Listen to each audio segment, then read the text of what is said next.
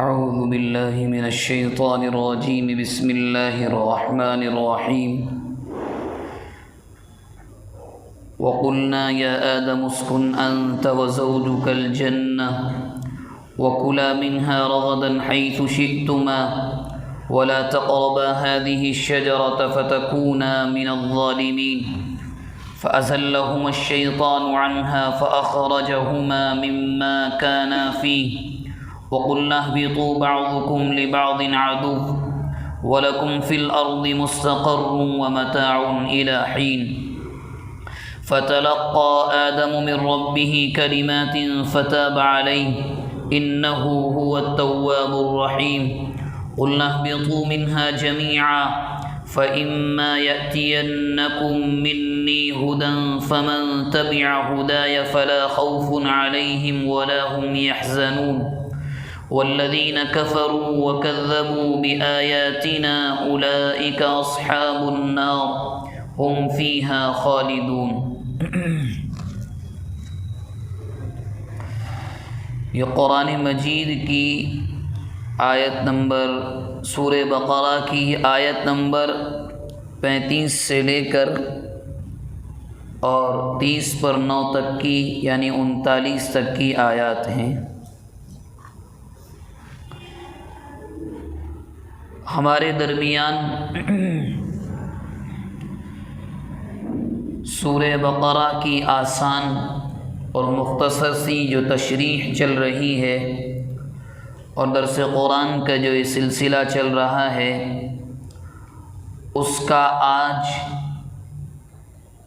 میرے ذہن کے اعتبار سے تقریباً 13واں ہفتہ ہے۔ اس سے پہلے تھوڑا میرے اور آپ کے کچھ نہ کچھ ذہن میں ہوگا کہ جو باتیں ہمارے سامنے آئیں اس میں یہ تھا پچھلے ہفتے کہ اللہ تبارک و تعالی نے جو قرآن مجید کے اندر تمام انسانوں کو مخاطب کرتے ہوئے یہ بتلانا شروع کیا تھا کہ آپ کی حیثیت کیا ہے، یعنی انسان کی پیدائش اور اس پر کیے ہوئے ظاہری انعامات، باطنی انعامات، انسان کے لیے کیا کیا چیزیں اللہ نے پیدا کی، اور پھر آخر میں سابقہ درس میں جو باتیں ہمارے سامنے آئیں وہ یہ تھیں، اللہ نے بیان فرمایا کہ انسانوں اس بات کا احسان مانو کہ تمہارے کریٹر اور خالق ہم ہیں، اور اس کے ثبوت کے طور پر سیدنا حضرت آدم علیہ السلام کا واقعہ بڑا مختصر سا اس کی 1 یا 2 جھلکیاں بیان کی قرآن مجید نے۔ حالانکہ واقعہ قرآن مجید میں اس کے علاوہ بھی کئی جگہوں پر آیا ہے، اور یہ بات اس سے پہلے بھی میں نے ذکر کرنے کی کوشش کی تھی کہ قرآن مجید جہاں بھی جس واقعے کو ذکر کرتا ہے ہر جگہ ہر واقعے کو بیان کرنے کا مقصد الگ ہوتا ہے۔ یہاں پر سیدنا آدم علیہ السلام کی پیدائش اور آپ کی تخلیق بیان کرنے کا مقصد یہ تھا کہ انسان کو یہ بتلایا جائے کہ ہم نے ہی تمہیں پیدا کیا ہے، ہم نے ہی تمہیں بنایا ہے۔ تو اسی سلسلے کو قرآن مجید نے آگے بڑھاتے ہوئے بیان کیا ہے کہ جب تمام فرشتوں نے اللہ کے حکم کو مانتے ہوئے فرما برداری کرتے ہوئے حضرت آدم کے سامنے سجدہ کر لیا، فسجدوا الا ابلیس، مگر ابلیس جس کا اصل نام عزازیل تفسیر کی کتابوں میں ذکر کیا گیا ہے، اور یہ اس کا لقب اس کے اعمال کی بنیاد پر پڑا، اس نے انکار کر دیا۔ وجہ اس کی یہ ذکر کی گئی ہے کہ اس نے یوں کہا کہ میں تو آگ سے پیدا ہوں اور آدم سو مٹی سے پیدا ہے، میں تو افضل ہوں، کیونکہ آگ تو ہر چیز کو جلا کر ختم کر دیتی ہے۔ حالانکہ جب کوئی حکم دیا جائے مالک کی جانب سے تو اس میں وجہ ریزن نہیں معلوم کیا جاتا، بلکہ آقا جب حکم دے تو غلام کے لیے ہوتا ہے سمعنا، ہم نے سن لیا، واطعنا، اور ہم نے مان لیا۔ اس کے بعد جب حضرت آدم علیہ السلام کو پیدا کر دیا گیا، فرشتوں نے سجدہ کر لیا، ابلیس نے منع کر دیا، اس کو اللہ کے یہاں سے نکال دیا گیا، راندہ درگاہ کر دیا گیا کہ اب ہمارا تم سے کوئی تعلق نہیں۔ اس کی ہزاروں سالوں کی عبادت اس کے ایک عمل کی بنیاد پر برباد ہو گئی، غرور، تکبر، گھمنڈ اور حسد کی بنیاد پر۔ تو جب یہ ہوا تو حضرت آدم علیہ السلام کی انسیت کے لیے، دل کو بہلانے کے لیے اماں حوا علیہ السلام کو بھی پیدا کیا گیا۔ میں نے اس سے پہلے بھی یہ بات ذکر کرنے کی کوشش کی ہے کہ انشاءاللہ یہ واقعہ آئندہ قرآن میں بڑی تفصیلات کے ساتھ آئے گا۔ ایک ایک چیز الگ ہوگی، کیسے اماں حوا کی پیدائش ہوئی، کیسے حضرت آدم کو پیدا کیا گیا، اس سلسلے میں احادیث بھی بڑی تفصیلی ہیں۔ اب جب دونوں کو بنا دیا گیا تو اس کے بعد قرآن بیان کر رہا ہے وَقُلْنَا يَا آدَمُ اسْكُنْ أَنْتَ وَزَوْجُكَ الْجَنَّةَ، ہم نے آدم سے کہا اے آدم آپ اور آپ کی بیوی کون؟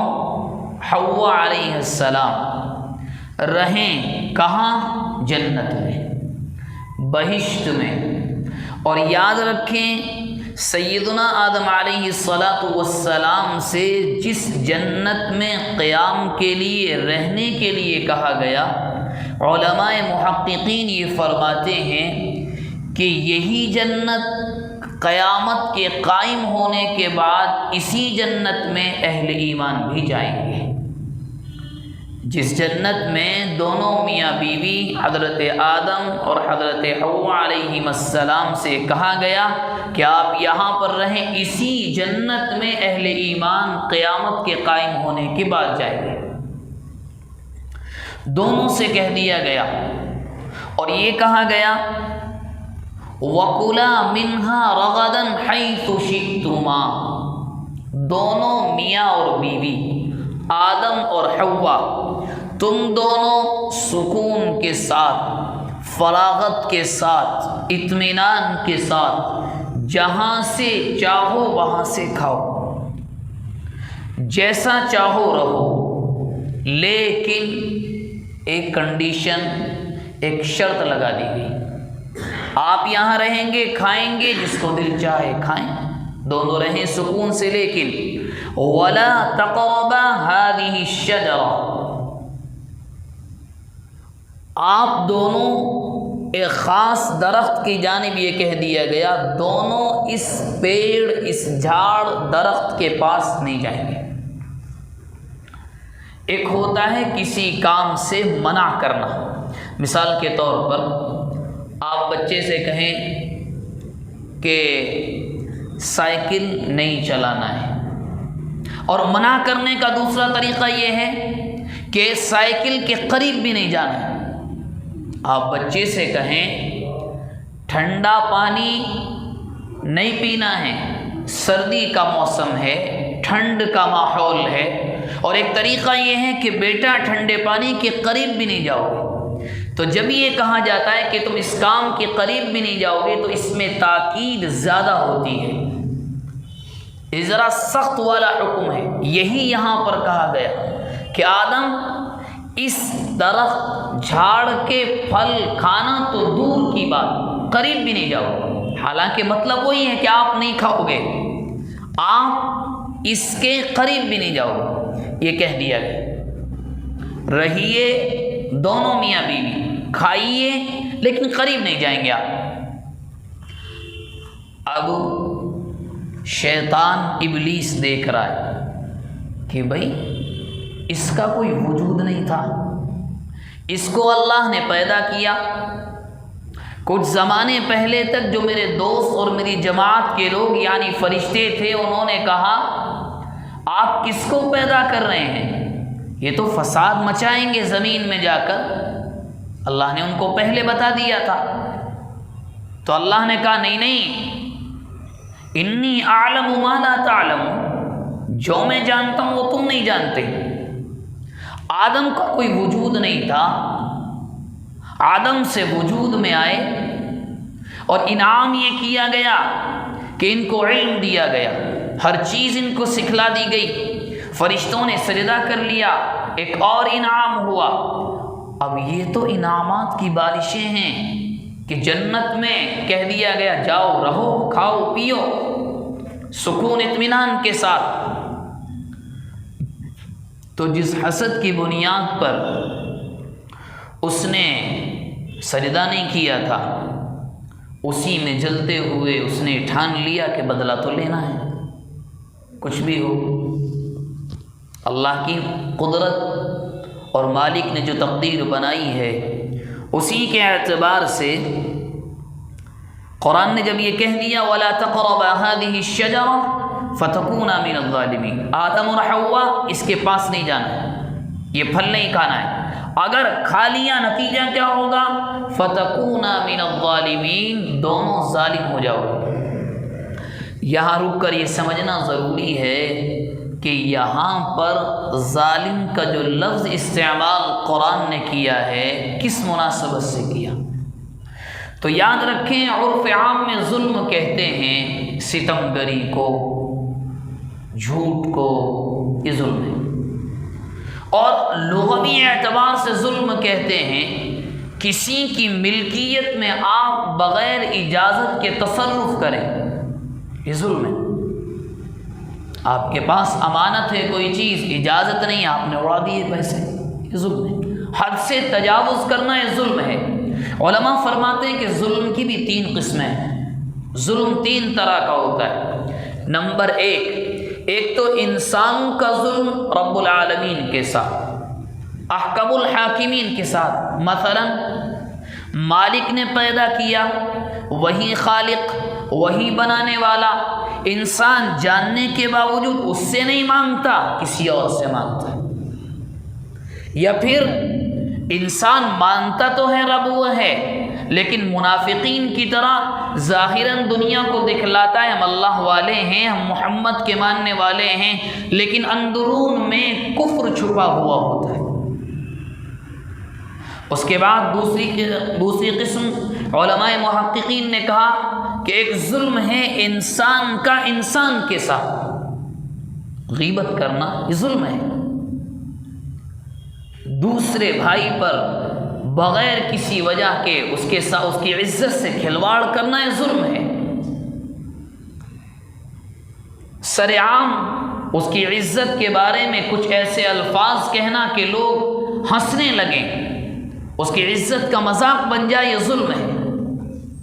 بلکہ اگر آپ قرآن مجید کی سورہ حجرات کو پڑھیں، خاص طور پر جو دوسرا رکوع ہے، وہاں جو احکامات مسلمانوں کے آپس کے معاشرے کے لیے بیان کیے گئے، اور قرآن کا مقصد یہ تھا کہ بہترین مسلم معاشرہ کب بنتا ہے، تو قرآن نے 26ویں پارے کی سورہ حجرات کے دوسرے رکوع کو آپ پڑھیں، کیا کہا گیا، یعنی آداب بیان کیے، آپس میں کیسے تم بہترین معاشرہ، ایک محبت اور الفت والا معاشرہ بنا سکتے ہو۔ کیا کہا گیا؟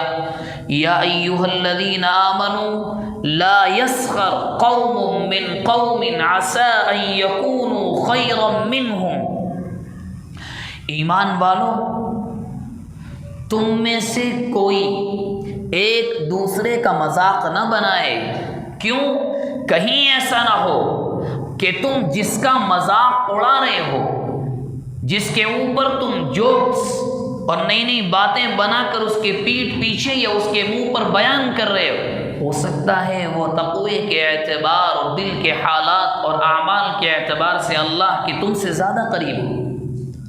اور صرف مردوں کو نہیں کہا گیا، بلکہ آپ اس عمل کی گہرائی کو سمجھیں، قرآن نے عورتوں تک سے کہا وَلَا نِسَاءٌ مِّن نِسَاءٍ عَسَىٰ أَن يَكُنَّ خَيْرًا مِّنْهُنَّ، عورتیں بھی ایک دوسرے کا مذاق نہ بنائیں، یہی وجہ ہے، کہیں ایسا نہ ہو جس عورت نے دوسری عورت کا مذاق بنایا ہے وہ عورت اس سے زیادہ افضل اللہ کے نزدیک ہو۔ اور قرآن نے آگے کہا، یعنی مسلم معاشرہ بہترین کیسے بنتا ہے، وَلَا تَنَابَزُوا بِالْأَلْقَابِ، نام کو بگاڑ کر مت پکارا کرو۔ ہمارے یہاں یہ گناہ بڑا چھوٹا اور آسان سمجھا جاتا ہے۔ کسی کے والدین نے اس کا نام بڑا پیارا رکھا، پوچھ کر رکھا، لوگ بگاڑ کر، کیوں؟ تاکہ اس کی عزت کا لیول کم ہو، جان بوجھ کر بگاڑتے ہیں۔ یہ بات الگ ہے اگر کسی کا کوئی بزنس ہے، وہ اپنے بزنس کے نام کے اعتبار سے نام سے جانے جاتے ہیں، بات الگ ہے، لیکن جان بوجھ کر بگاڑنا، عزت کے کھلواڑ کی نیت سے بگاڑنا، وَلَا تَنَابَزُوا بِالْأَلْقَابِ، قرآن کے الفاظ، مت کیا کرو یہ کام۔ یہ کیا؟ یہ سب ظلم کی تو قسمیں ہیں جو ایک انسان دوسروں کے ساتھ کرتا ہے۔ اور اسی کی دوسری آیت آپ پڑھیں جو قرآن نے کہا ہے، مختصراً ذکر کر رہا ہوں، وَلَا تَجَسَّسُوا، کسی کی جاسوسی مت کیا کرو۔ دو آدمی کھڑے ہیں، کون وہ کیا بات کر رہے ہیں؟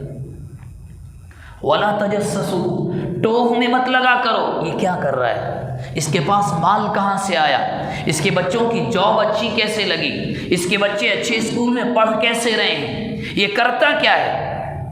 بلکہ ادب تو یہ ہے، اگر آپ کے پاس کسی نعمت کو دیکھیں تو دعا دیں کہ اللہ اس بھائی کے مال، اس کی جاب، اس کے کاروبار میں برکت دے اور مجھے بھی اس سے بہتر یہ جیسا عطا فرما۔ یہ ادب ہے، یہ اخلاق ہیں۔ اور قرآن نے آگے کہا وَلَا يَغْتَبْ بَعْضُكُمْ بَعْضًا، غیبت نہ کیا کرو۔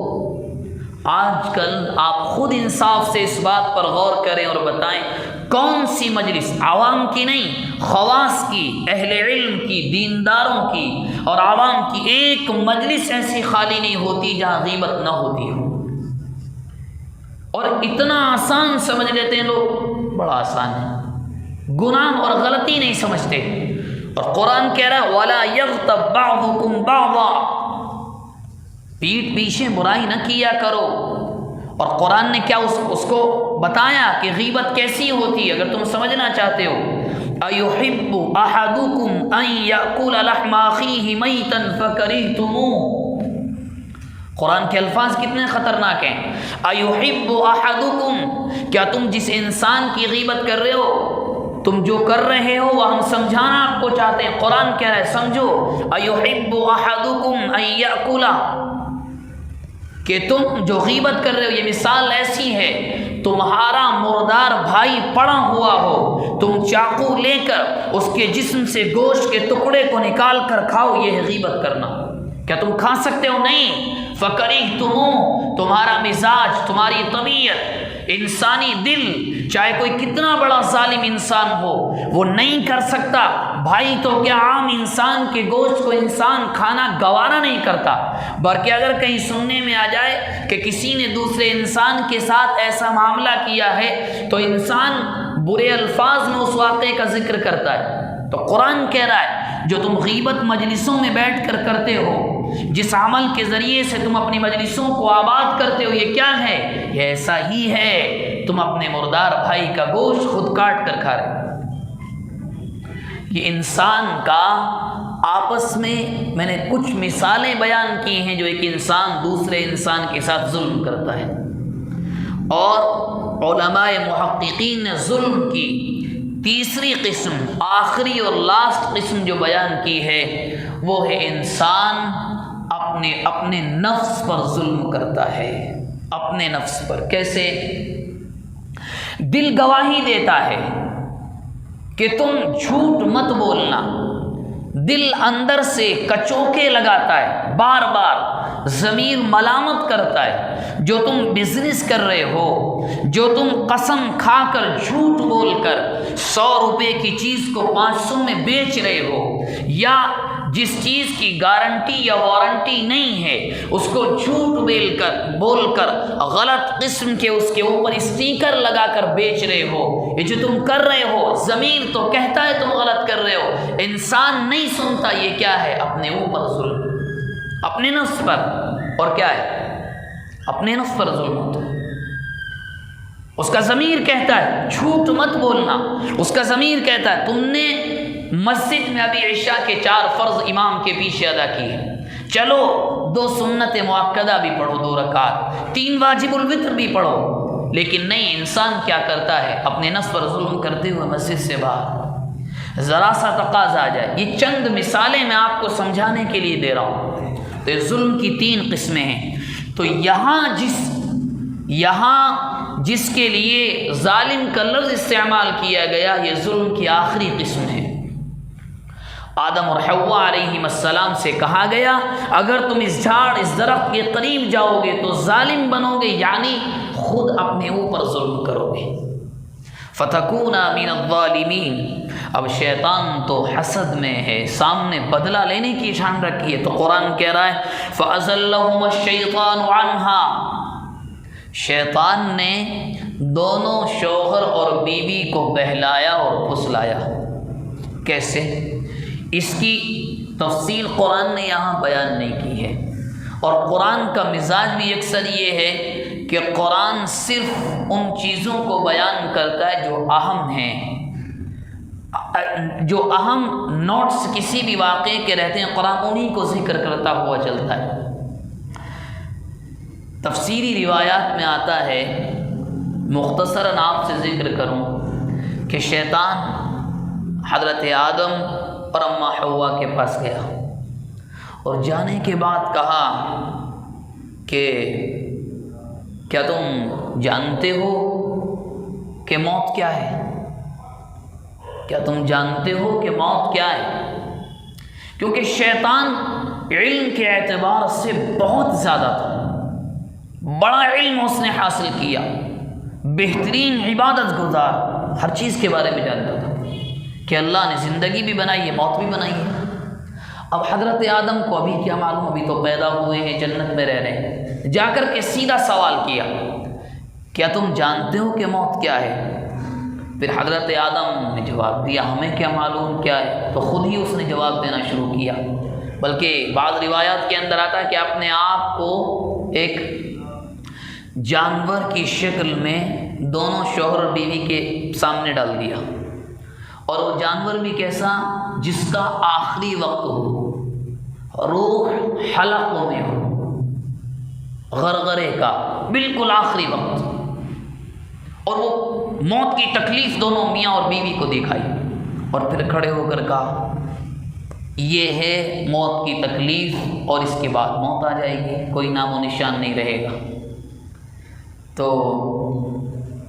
اس نے پھر دوبارہ یہ کہا کہ تم چاہتے ہو کہ تمہاری بادشاہت، یعنی جیسے تم شاہانہ زندگی کے ساتھ یہاں رہ رہے ہو، کیا یہ ہمیشہ چاہتے ہو؟ ظاہر سی بات ہے، اس نے ایسی باتیں کی کہ وہ خیال ان کے ذہن سے نکل گیا کہ کس جھاڑ کے درخت کے قریب جانا ہے یا نہیں جانا۔ خیر، اس نے کہا ایک درخت ہے یہیں، اگر تم کھانا چاہو تو میں بتا دوں گا، اور اس کا فائدہ یہ ہوگا جس کو ہندی میں بولتے ہیں کہ امرت، کبھی موت نہیں آئے گی، ہمیشہ رہو گے، ہمیشہ بادشاہ، کوئی ٹچ نہیں کرے گا۔ اب لے کر گیا، جیسے وہ درخت دیکھا حضرت آدم کہ نہیں، کہنے لگے یہ تو اللہ رب العالمین نے منع فرمایا ہے، اس کے تو قریب بھی نہیں جا سکتے۔ تو کہنے لگا تم نہیں جانتے، یعنی یہ دیکھیں آپ، ایک نبی کو، ایک ہونے والے نبی کو شیطان، جو لوگ کہتے ہیں نا ہمارے اوپر کوئی اثر نہیں ہوتا، یہ تو سب کہی ہوئی باتیں، شیطان کو اللہ نے اختیار دیا ہے، اور وہ کس حد تک انسان کو بہلاتا ہے۔ کیا کہا کہ یہ جو منع کیا ہے اس کے پھل کھانے سے، وہ اس لیے نہیں کہ تمہیں نقصان پہنچے گا، بلکہ رب العالمین کا اصل مقصد یہ تھا کہ تم اس پھل کو نہ کھاؤ، اس لیے تاکہ تم فرشتوں کے جیسے نہ بن جاؤ۔ اگر تم نے کھا لیا تم فرشتوں کے جیسے بن جاؤ گے، اللہ کے قریب رہو گے، ہمیشہ رہو گے۔ بس اس نے ایسا ماحول بنایا، ایسی باتیں کی کہ حضرت آدم اور ان کی بیوی حضرت حوا نے وہ پھل کھا لیا۔ قرآن کہہ رہا ہے فَأَخْرَجَهُمَا مِمَّا كَانَا فِيهِ، اس ظالم نے دونوں کو وہاں سے نکال دیا جہاں وہ تھے، یعنی جنت۔ اور قرآن مجید کی سورہ اعراف کے دوسرے اور تیسرے رکوع میں یہ داستان قرآن نے بیان کی ہے، اور ذرا مزید تفصیل اور ڈیٹیل میں جا کر کے جیسے ہی وہ پل کھایا، کھانے کے فوراً بعد جو ان کا لباس دونوں کو ملا تھا اللہ کی جانب سے وہ اتر گیا، ختم، دونوں ننگے ہو گئے۔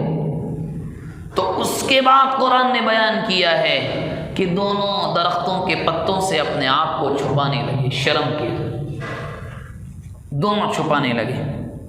اور جب یہ اس نے کام کر دیا اپنا، تو اللہ تبارک و تعالی سیدھا کہا تھا وَلَا تَقْرَبَا هَذِهِ الشَّجَرَ فَتَكُونَا مِنَ الظَّالِمِينَ، جانا نہیں ہے اس کے قریب۔ جب یہ ہو گیا تو اللہ فرماتے ہیں ہم نے کہا اہبطوا، پہلی سزا، اب جنت میں آپ نہیں رہ سکتے، نیچے جائیے زمین پر، اہبطوا، یہاں سے جاؤ۔ اللہ تبارک و تعالی، ظاہر سی بات ہے جب ایک غلام آقا کی نافرمانی کرے، وہ تو رب العالمین ہے، بڑا غیرت مند ہے۔ جب ایک کوئی انسان کسی حکومت کے خلاف، کسی ملک کے خلاف دو بات بھی بول دے، تو آج کل تو راج دروہ وغیرہ کے مقدمات کوئی بھی حکومت برداشت نہیں کرتی، وہ تو رب العالمین ہے۔ ارشاد ہوا آدم، ہم نے منع کیا تھا، پہلی سزا اہبطوا، جائیے۔ یہ وہ موقع ہے جب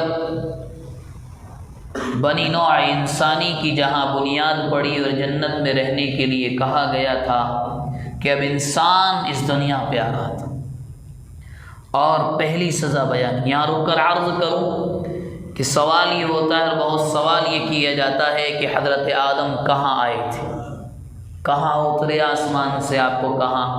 تو اکثر مفسرین کی رائے یہ ہے کہ موجودہ جو سری لنکا ہے اسی میں کسی جگہ آئے تھے۔ اور اما حوا کے بارے میں آتا ہے جو سعودی عرب جو موجودہ ملک ہے، جو بنا ہے بعد میں جزیرۃ العرب سے ٹوٹ کر، اس کے جدہ جو شہر، اس کا نام اسی بنیاد پر پڑا کہ وہاں پر وہ آئی تھی۔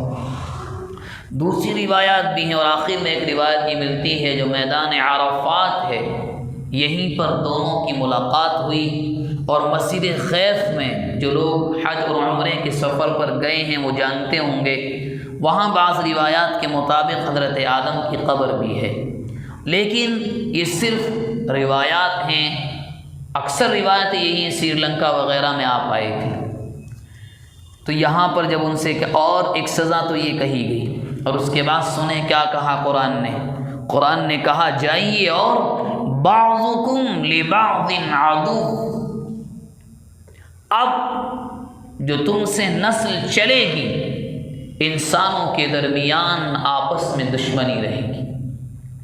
یہ جو ہم اختلافات دیکھتے ہیں دنیا میں مختلف قوموں کے، ملتوں کے درمیان، بلکہ ایک ہی مذہب کے ماننے والوں کے درمیان لڑائیاں، جھگڑے ایسے خطرناک کہ انسانی خون کی کوئی قدر و قیمت نہیں رہتی، صرف اپنے حسد، غرور، تکبر میں شہر کے شہروں کو لوگوں نے اجاڑ کر رکھ دیا ہے۔ قبرستان وہی کیا ہے؟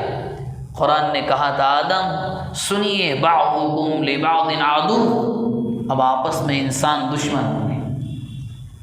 اللہ کے نبی علیہ الصلاۃ والسلام نے کیا مانگا تھا آپ کو یاد ہوگا، جب آپ نے آخری وقت میں 4 دعائیں مانگی تھی، کبھی موقع ملا تو انشاءاللہ مکمل عرض کروں گا۔ آخری دعائیں مانگی تھی مولا میری امت میں اختلاف نہ ہو، جواب آیا تھا یہی قبول نہیں ہے، یہ تو ہوگا، یہ تو انسانی گھٹی میں ہے، یہ تو انسانی مزاج میں ہے، یہ تو ہوگا۔ بعضکم لبعض عدو، اور یہ کہا گیا جہاں جس زمین پر تم جا رہے ہو، وَلَكُمْ فِي الْأَرْضِ مُسْتَقَرٌّ وَمَتَاعٌ إِلَىٰ حِينٍ، یہاں رہنا ہے لیکن ایک وقت تک، وہاں بھی ایسا نہیں ہے کہ ہمیشہ رہو گے، اس کو بھی چھوڑنا ہوگا، وہاں سے بھی نکلو گے۔ بہرحال حضرت آدم علیہ السلام یہاں پر اتار دیا گیا۔ روایات میں آتا ہے آپ روتے پھرتے تھے، اور ہزاروں سال تک روتے رہے کہ مولا غلطی ہو گئی، غلطی ہو گئی، غلطی ہو گئی۔ خوب روئے، خوب روئے، خوب روئے۔ ایک دن کف دست پر اپنی پیشانی کو رکھے ہوئے رو رہے تھے۔ جبرائیل علیہ السلام نے دیکھا نہیں گیا، جا کر بارگاہ الہ میں جا کر کے عرض کیا کہ رب العالمین آدم کی حالت تو ایسی ہے۔ تو قرآن نے اس کو بیان کیا ہے، فَتَلَقَّى آدَمُ مِن رَّبِّهِ كَلِمَاتٍ فَتَابَ عَلَيْهِ۔ توبہ کرتے کرتے، معافی مانگتے مانگتے، روتے روتے، چہرے پر نشانات آنسوؤں کے بہنے کے، آنسوؤں کی جو نالیاں بہ رہی تھیں ان کے بن گئے تھے، روتے روتے ہزاروں سال تک۔ اور ایک روایت میں یہاں تک آتا ہے کہ اگر حضرت آدم کے آنسوؤں کو ایک پلڑے میں رکھا جائے اور اس قیامت تک پوری آنے والی انسانیت کے آنسوؤں کو ایک طرف رکھا جائے تو آدم کے آنسو زیادہ ہے۔ اتنا روئے حضرت آدم، اللہ سے معافی مانگ، مولا معاف فرما، معاف فرما۔ تو اس کے بعد جبرائیل علیہ السلام اسی کو قرآن نے بیان کیا ہے، فَتَلَقَّى آدَمُ مِن رَّبِّهِ كَلِمَاتٍ۔ آدم کو ملے اپنے رب کی جانب سے چند کلمے۔ تو کلمے کیا تھے؟ وہ آئیں گے، ربنا ظلمنا انفسنا وان لم تغفر لنا وترحمنا لنكونن من الخاسرین۔ ربنا ظلمنا انفسنا، اسی کو کہہ رہے ہیں، مولا میں نے اپنے اوپر ظلم کر لیا ہے۔ ربنا ظلمنا انفسنا، اس کے بعد کہا وان لم تغفر لنا، معافی اگر آپ نے نہیں دی، فتکونا من الخاسرین، ہم تو برباد ہو جائیں گے۔ اور یہی حقیقت ہے بندے کی، جب غلطی ہو جائے تو رب کے سامنے گڑ گڑانا ایسے ہی چاہیے کہ مولا آپ کے علاوہ تو کوئی معاف کرنے والا نہیں ہے، اور سچائی بھی یہی ہے، اس کے علاوہ کون معاف کرے گا؟ تو قرآن مجید کہہ رہا ہے فتاب علیہ، توبہ قبول ہوئی۔ اور قرآن کہہ رہا ہے توبہ ہم نے کیوں قبول کی؟ انہ هو التواب الرحیم، بے شک وہ مولا توبہ قبول کرنے والا اور رحم کرنے والا ہے۔ معلوم یہاں سے یہ ہوا، غلطی چاہے جیسی ہو جائے لیکن معافی ضرور مانگنی چاہیے، اور یہ عادت اور مزاج بنانا چاہیے کہ اگر کوئی گناہ ہو جائے، غلطی ہو جائے، فوراً توبہ کی جائے۔ کیوں؟ قرآن کہہ رہا ہے ان اللہ یحب التوابین، ہم غلطی کرنے کے بعد توبہ کرنے والوں کو بہت پسند کرتے ہیں۔ اس کے بعد قرآن نے کہا قُلْنَا اهْبِطُوا مِنْهَا جَمِيعًا، تم سب کے سب وہیں پر رہو گے، یعنی پوری بنی نوع انسانی، پوری آدم کی اولاد۔ اور قرآن نے اس کے بعد کہا کہ سنو دنیا میں کیا ہوگا، فَإِمَّا يَأْتِيَنَّكُم مِّنِّي، حضرت آدم سے کہا گیا اس چیز کو یاد رکھنا، اور پوری انسانیت سے قرآن نے خطاب کیا، جب جب ہماری جانب سے، اس میں بیان کیا جا رہا ہے یعنی اشارہ ہے کہ آدم اب آپ کے زمین پر آ جانے کے بعد اب ایک انبیاء اکرام کا سلسلہ آئے گا، ہماری جانب سے پیغامبر، انبیاء اور رسول آئیں گے۔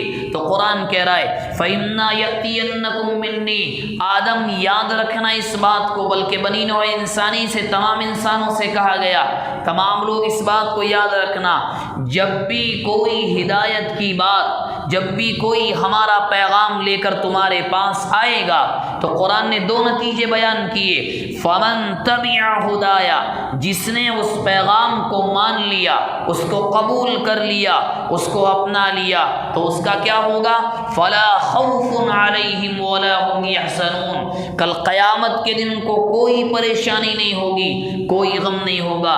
لیکن جو لوگ ہماری باتوں کو نہیں مانیں گے، ہماری آیات کو، ہمارے وجود کا انکار کریں گے، ہماری ذات کے اندر کسی کو یہ صفات کے اندر شریک کریں گے، ہمارے رسول کا انکار کریں گے، تو قرآن نے ان کا نتیجہ بیان کیا، والذین کفروا، جو لوگ انکار کریں گے، وکذبوا بآیاتنا، اور ہماری آیتوں کو جھٹلائیں گے، ان کا انجام سنو، اولئک اصحاب النار، یہ جہنمی ہوں گے، ہم فیہا خالدون، ہمیشہ اسی کے اندر رہیں گے۔ ان آخری کی دو آیتوں میں قرآن نے بیان کر دیا اس موقع پر کہ دنیا میں کیا ہونے والا ہے۔ ہمارا پیغام لے کر ہمارے بندے آئیں گے، جس نے مان لیا کوئی پریشانی نہیں، کوئی مسئلہ نہیں، کوئی غم نہیں، کوئی خوف نہیں، اور جس نے ہمارے پیغام کو نہیں مانا، جھٹلا دیا۔